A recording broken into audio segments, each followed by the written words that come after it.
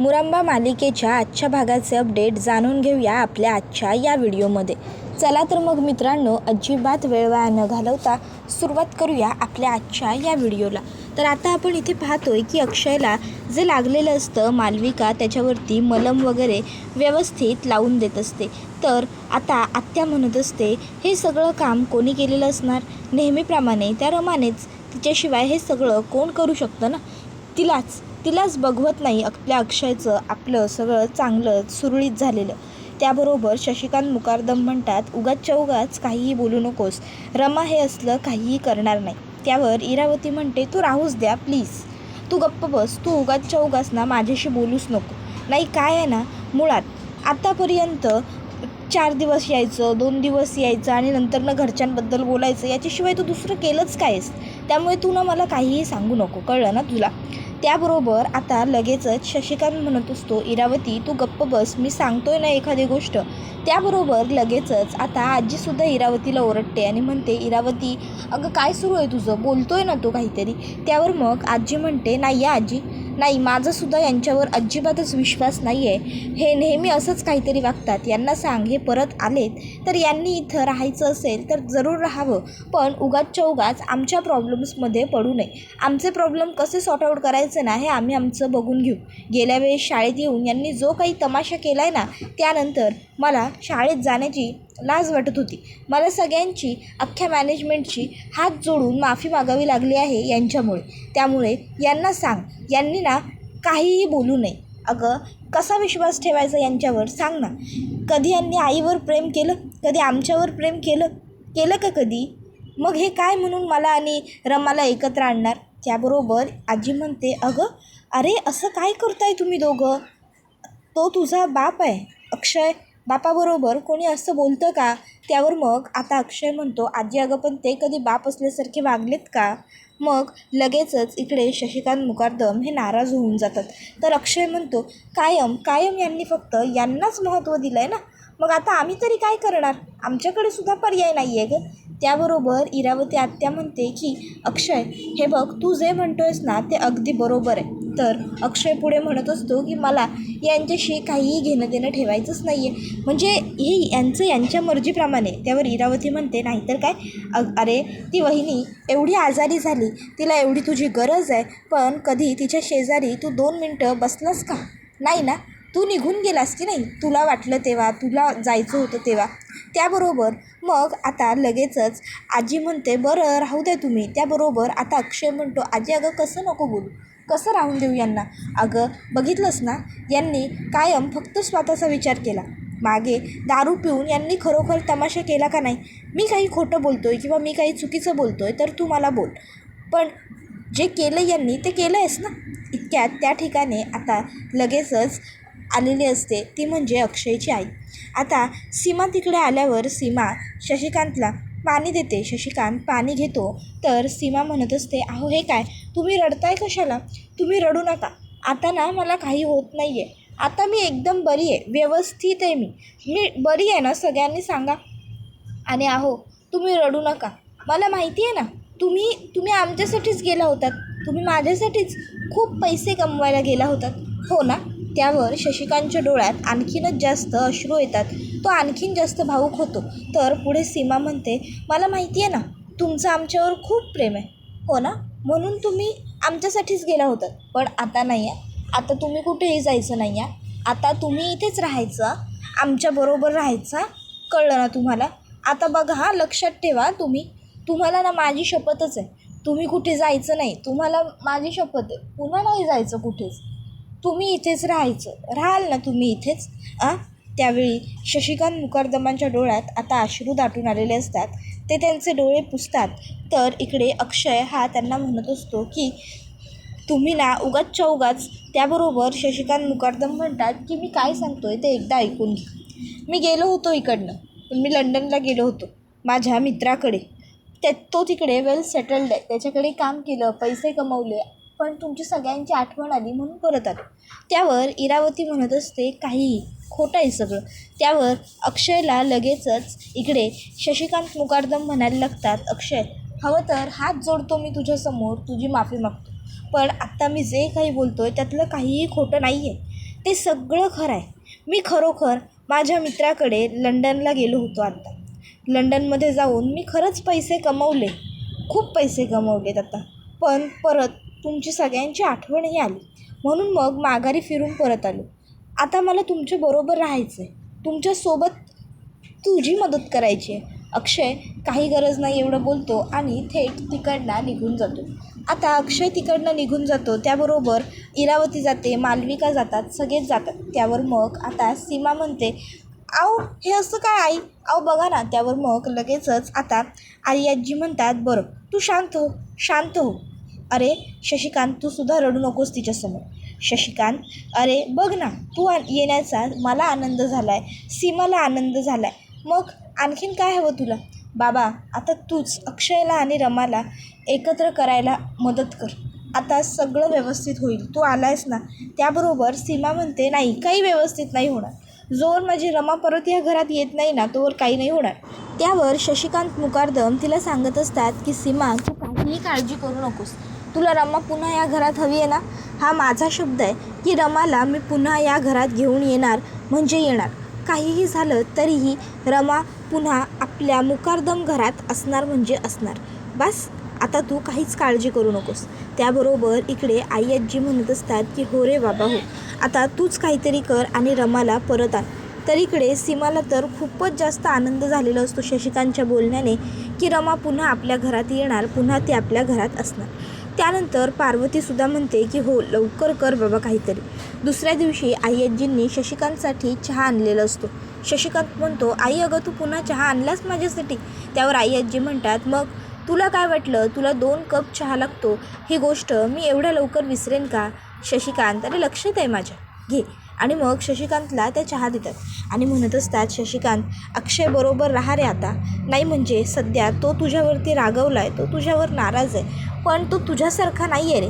त्याला तुझ्यासारखं नाही जमत काहीच. त्यामुळे तो साधा आहे, चांगला आहे. मग तू आता त्याची मदत कर. रमाला परत आणण्यासाठी तुला काहीतरी हातपाय हलवावे लागतील रे." त्यावर शशिकांत म्हणतो, "हो गाई, पण अक्षयला तर माझी मदत नको आहे ना." त्यावर मग आई आजी म्हणते, "मग तू काय मदत करणार नाही आहेस का त्याची आता?"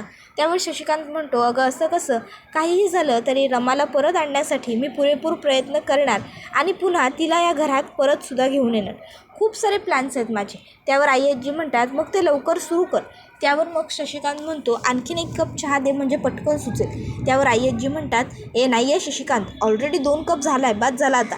आणि त्या तिकडनं जातात. इतक्यात आरोही येते आणि आरोही आता शशिकांतला भेटते. शशिकांतला सुद्धा आरोहीला भेटून खूपच आनंद झालेला असतो. आरोहीला तो विचारत असतो की काय, कसं आहे माझं बाळ, आजोबांची आठवण आली का नाही? त्यावर मग आरू म्हणते, "आली ना, खूप आली, पण मी नाराज आहे तुमच्यावर." आणि मग ती लगेच शशिकांतकडे पाठ करून उभी राहते. शशिकांत म्हणतो, "अरे बाप रे, का नाराज काय आमचं कोकरू, काय झालं आहे बघू."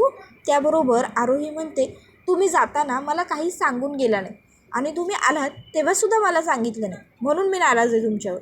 त्याबरोबर मग ते म्हणतात की "अगं मी कामासाठी गेलो होतो ना, म्हणून सांगायचं राहून गेलं, पण आता आलो आहे का नाही परत. आता मी कुठेही जाणार नाही आहे, कळलं का? आता मी कायम तुम्हा सगळ्यांबरोबरच इथेच राहणार, मग तर झालं." त्यावर ती म्हणते, "तुम्ही बाबाला भेटलात का?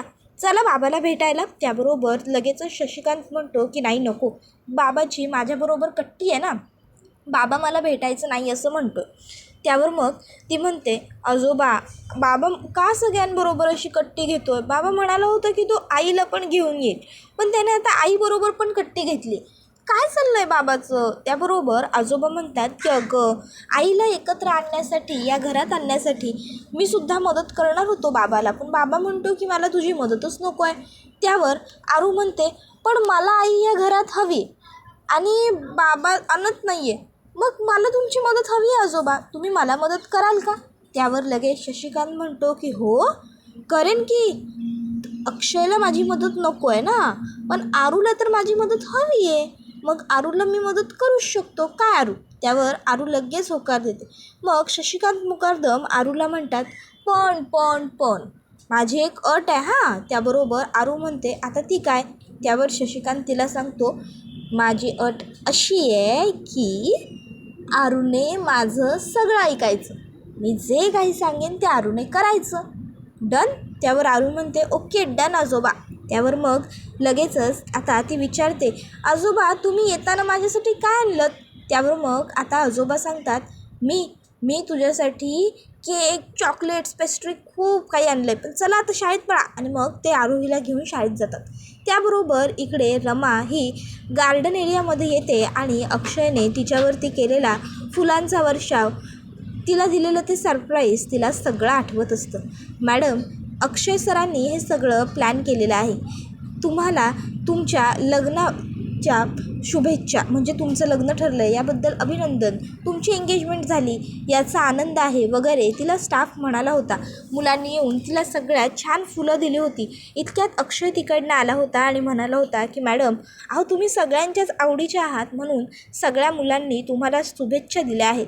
त्यावेळी रमा आता विचार करते की हे काय, आज माझ्यासाठी काही सरप्राईज वगैरे नाही आहे का. नाही, काल मी एवढं रूड वागली आहे, एवढं मिसबिहेव केलं आहे की आता अक्षय स्वतःहूनच माझ्याबरोबर बोलायला नाही येणार. बरं झालं एका अर्थी जे झालं ते. आता कमीत कमी मला सारखं त्यांना झिडकारावं तर लागणार नाही.